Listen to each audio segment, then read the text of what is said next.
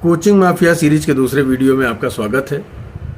जैसे मिर्जापुर के गुड्डू भैया थे, उनको चाहिए होती थी फुल इज्जत, उसी तरह एक समस्या यूपीएससी एस्पिरेंट के साथ भी होती है। उसको चाहिए होता है फुल एनालिसिस। लगातार आईएएस के और स्टेट पीसीएस के कई इंटरव्यूज देने तक की तैयारी का जो मेरा अपना अनुभव है, 10 सालों तक एक कोचिंग में काम करने का जो मेरा व्यक्तिगत अनुभव है, इन सब को मिला के मैं आज आपको ये समझाने जा रहा हूँ, एनालिसिस करने जा रहा हूँ कि कोचिंग माफिया किस तरह से स्टूडेंट की ज़िंदगी को बर्बाद करता है। नमस्कार, मेरा नाम है आदित्य कौशल। आज मैं अपने एनालिसिस में सबसे पहले फीस की बात करूँगा। कोचिंग माफिया का एक ही नियम होता है, जितना बड़ा सपना उतनी बड़ी फीस। हैवी फीस के बैकग्राउंड में बड़ी कहानियाँ हैं। कभी खेत बिक गया, कभी मम्मी पापा दोनों ईएमआई भर रहे हैं। स्टूडेंट और उनके मम्मी पापा ये सोचकर आशान्वित रहते हैं कि इतनी बड़ी फीस दी गई है तो सफलता का रास्ता थोड़ा बहुत आसान तो हो ही जाएगा। यहीं एक्चुअली उनके साथ हो जाता है मजाक, जब उन्हें फर्स्ट क्लास एसी के टिकट का पैसा लेकर के जनरल बोगी में बैठा दिया जाता है। एक्चुअली क्लास नहीं होती, मेला लगता है, जहां डाउट पूछने के लिए पहले तो आप उस क्लास में खुद को खोजिए कि आप कहाँ हैं, फिर टीचर को खोजिए, लेकिन ब्रोशर में पूरे भौकाल के साथ लिखा रहेगा पर्सनल गाइडेंस।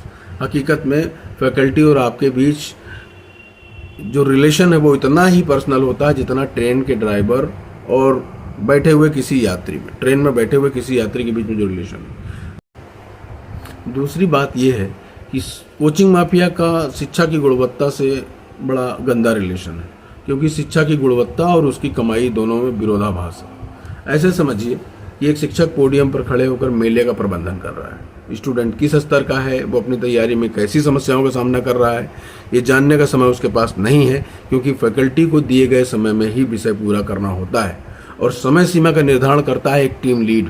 ये टीम लीड जो होता है कार्यालय का एक ऐसा क्लर्क होता है जिसको विषयों से, एग्जाम की तैयारी से दूर दूर का कोई रिलेशन नहीं है, लेकिन वो खुद को कैबिनेट सेक्रेटरी से कम नहीं लगाता।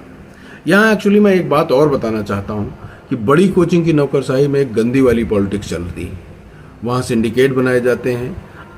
आत्मसम्मान विहीन लिजे चाटुकार लोग, जिनका जिक्र करना मुझे यहाँ पे बुरा लग रहा है, ऐसे लोग हायर मैनेजमेंट के नज़दीक हो जाते हैं। आप सोच रहे होंगे कि ये सब बताने का क्या मतलब है। एक्चुअली इसका मतलब है कि इनकी वजह से जो योग्य लोग हैं वो साइडलाइन हो जाते हैं।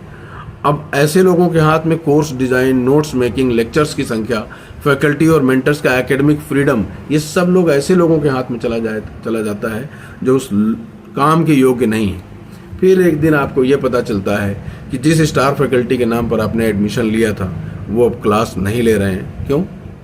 चूंकि ये राष्ट्रीय सुरक्षा का मामला है, इसलिए ये जानकारी गोपनीय रखी जाती है। इसी के साथ आपके भविष्य के साथ खिलवाड़ शुरू हो जाता है, जब नॉन कॉम्पिटेंट लोग फैकल्टी बनाकर आपके सामने भेज दिए जाते हैं। एक्चुअली उस बेचारे को खुद ही बहुत पढ़ना बाकी होता है, लेकिन उसे आपको पढ़ाने के लिए भेज दिया गया है और उसे झूठ बोलना पड़ता है कि उसने बड़े बड़े तीर मारे हैं, और आप मन महसूस कर उसका झूठ सुनते हैं, क्योंकि फीस वापस नहीं होगी। कभी कभी एडजस्टमेंट में आप इंटरनल सिक्योरिटी की फैकल्टी से साइंस एंड टेक पढ़कर चले जाते हैं। कोचिंग माफिया बड़ा जादूगर होता है, उसे विज्ञापन की जादूगरी आती है। 100 सफल छात्रों की फोटो हर कोचिंग माफिया कार्यालय बैनर पोस्टर में दिखेंगे।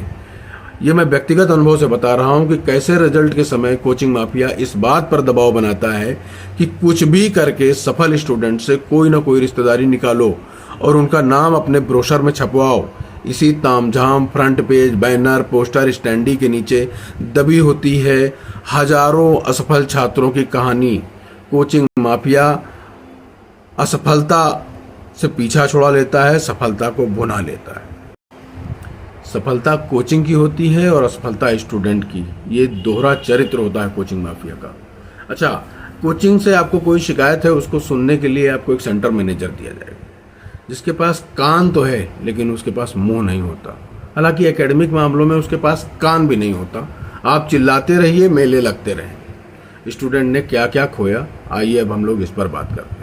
भयंकर फीस के बाद विषय की समझ नहीं बन पाई, ऊपर से यूपीएससी दिन पर दिन कठिन होता चला जा रहा है। एक जन्म में आपको गिने चुने अटेम्प्ट मिलते हैं, उसमें 1-2 अटेम्प्ट बाद आपको पता चलता है कि आपको बहुत सिस्टमेटिक तरीके से ठग लिया गया है। इसके बाद स्टूडेंट के पास बचता है अकेलापन, तनाव, और ये साल खराब ना हो जाए इस बात का डर। फिर उस बच्चे का आत्मविश्वास टूट जाता है, वो अपने ऊपर शक करना शुरू कर देता है, जबकि अधिकांश समस्या के मूल में कोचिंग माफिया होता है। अब अंत में एक सवाल पूछना चाहता हूं मैं आपसे एक बात कहना चाह रहा हूं कि हैवी फीस जो है आपको स्टूडेंट नहीं बनने देती, आपको कस्टमर बना देती है और एजुकेशन को किसी दुकान का सामान बना देती है। विरोधाभास देखिए कि वही कोचिंग माफिया आपका भविष्य बनाने का दावा करता है। मेरा सवाल है कि अगर कोचिंग माफिया सचमुच भविष्य बना रहा है तो जो इतने सारे सपने टूटे हैं उनका हिसाब कौन देगा? सोचिएगा ज़रूर। अगले वीडियो में मैं विजन आईएएस के साथ मेरा जो अनुभव रहा है उस पर विस्तार से बात करूंगा। धन्यवाद।